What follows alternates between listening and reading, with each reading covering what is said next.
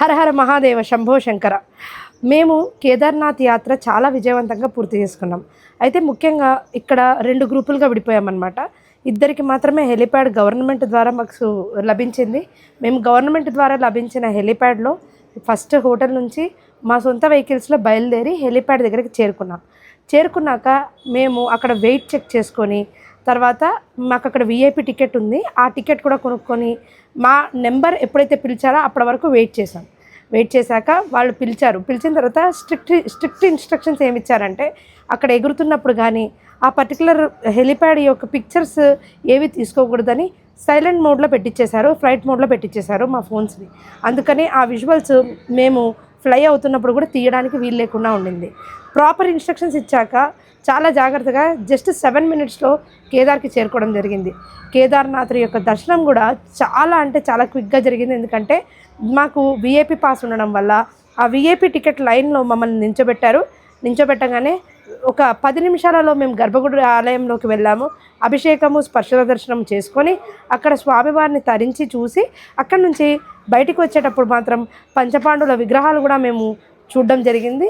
అదేవిధంగా అప్పుడే భోగ్ పెట్టడం వల్ల ఆ యొక్క ప్రసాదం కూడా మేము స్వీకరించిన తర్వాత అక్కడి నుంచి బయలుదేరి పక్కనే కేదార్ బాబా అంటే మెయిన్గా ఎక్కడైతే శివుడు ఫస్ట్ ప్రత్యక్షమయ్యాడో అక్కడ ఆ ప్లేస్లో కూడా మేము అభిషేకాలు చేసి దాని తర్వాత దాని యొక్క యాత్రని ముగించే పద్ధతిలో దాన్ని ముగించి దాని తర్వాత ఆదిశంకరాచార్యుల యొక్క ఎక్కడైతే సమాధి అయ్యారో అక్కడికి వెళ్ళి స్వామివారి ఆశీర్వచనాలు తీసుకున్నాము. ఆ తర్వాత కొంతమంది భైరవ్ బాబాకి వెళ్ళడానికి గుర్రాలను మాట్లాడుకొని వెళ్ళారు హెలిప్యాడ్ నుంచి వచ్చిన వాళ్ళు.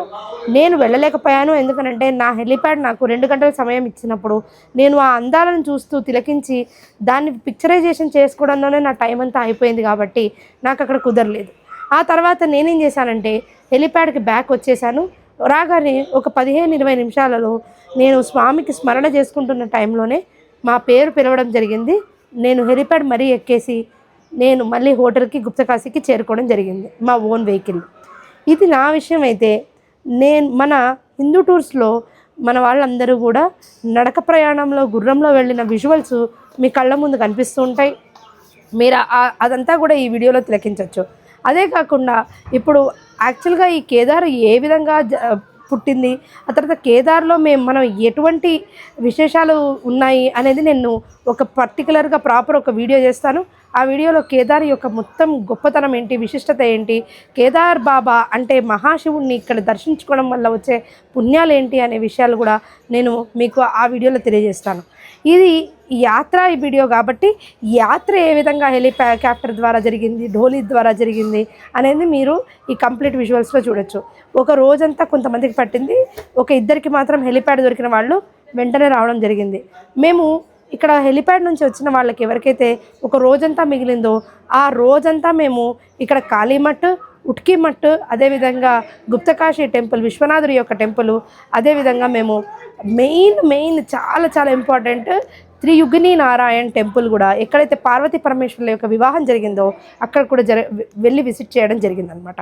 ఈ 4 యొక్క విశిష్టతలు, ఈ 4 టెంపుల్స్ యొక్క విజువల్స్తో పాటు దాని యొక్క విశిష్టత కూడా నేను మీకు తెలియజేస్తాను.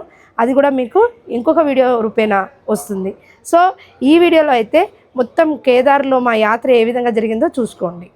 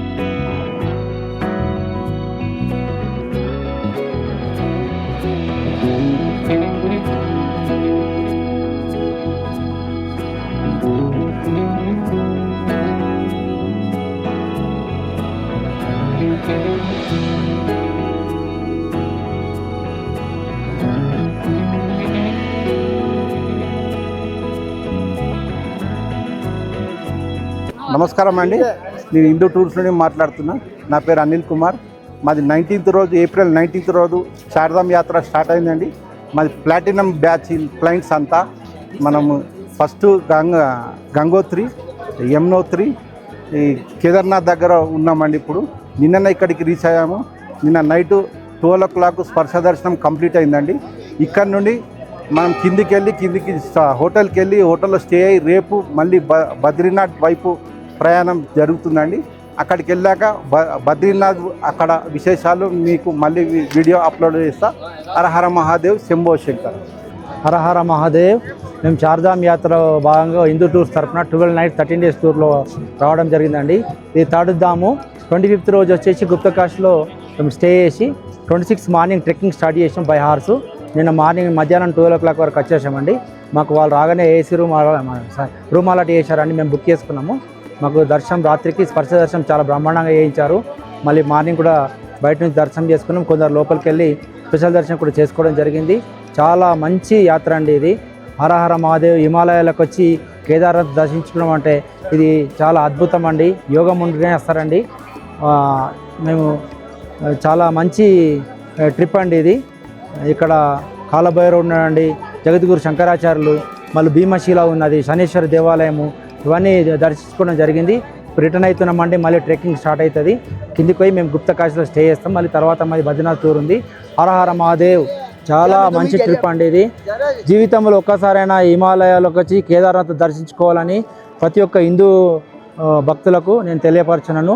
హిందూ టూర్స్ వారు ఈ అవకాశం కల్పించేందుకు ధన్యవాదాలండి. హరహర మహాదేవ, శంభో శంకర. హిందూ టూర్స్ ద్వారా ప్లాటినం ప్యాకేజ్ తీసుకొని మేము ఫస్ట్ డే మానస, చండీ ఇవన్నీ చూసి తర్వాత యమునోత్రి, గంగోత్రి, తర్వాత కేదార్నాథ్ చేరాము. నిన్న ఈ అద్భుతమైన ఈ హిమాలయాస్ స్నో మౌంటైన్స్ చూసి ఎంతో భాగోద్వేగంలో తరించిపోయి నైట్ స్పర్శ దర్శనం చేసుకొని ఎంతో పులకించిపోయాము. చాలా అద్భుతంగా ఉంది.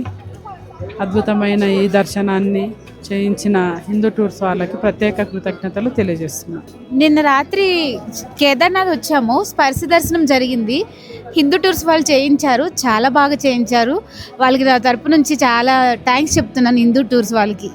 మా టూర్ ఇప్పటిదాకా హిందూ టూర్స్తో చాలా బాగా జరిగిందండి. నిన్న నైట్ స్పర్శ దర్శనం అయితే చాలా బాగా జరిగింది. హిందూ టూర్స్ వాళ్ళకి చాలా థ్యాంక్స్ ఫర్ దట్. చాలా బాగా చేశారు. నిన్న స్పర్శ దర్శనం అరేంజ్ చేయడం కానీ, దగ్గరుండి చూసుకోవడం కానీ చాలా బాగా చేశారు.